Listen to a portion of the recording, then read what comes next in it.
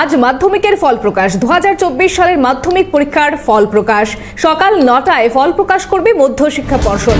9:45 থেকে ওয়েবসাইটে দেখা যাবে ফলাফল, আর এই ওয়েবসাইটে দেখা যাবে ফলাফল চলতি বছরের মাধ্যমিক পরীক্ষার। শুরু হয় 2রা ফেব্রুয়ারি থেকে এবং পরীক্ষা শেষ হয় 12ই ফেব্রুয়ারি। পরীক্ষা শেষের 80 দিনের মাথায় ফল প্রকাশ। এবছর পরীক্ষার্থীর সংখ্যা 9,23,013 জন। এই মুহূর্তে যে খবর দিকে আমরা নজর রাখবো, আর কিছুক্ষণের পরেই মধ্যশিক্ষা পর্ষদ মাধ্যমিকের রেজাল্ট পাবলিশ করতে যাচ্ছে এবং এক নজরে সেই ওয়েবসাইটের দিকে আমরা নজর রাখবো, যেটা টাইপ করতে পারেন wbresults.nic.in।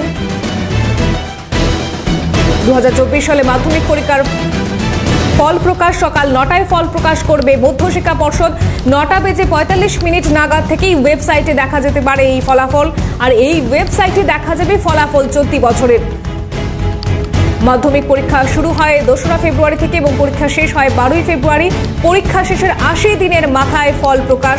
আরও বিস্তারিত জানাতে পারবে আমাদের সঙ্গে রয়েছে আমাদের প্রতিনিধি মণি ভট্টাচার্য। মণি, এই বছর পরীক্ষার্থীর সংখ্যা 9,23,013 জন, আর কি জানা যাচ্ছে? দেখো, এবছর যেহেতু মাধ্যমিকের যে পরীক্ষার্থীর সংখ্যা, সেই পরীক্ষার্থীর সংখ্যা কিছুটা বেড়েছিল গত বছরের তুলনায়।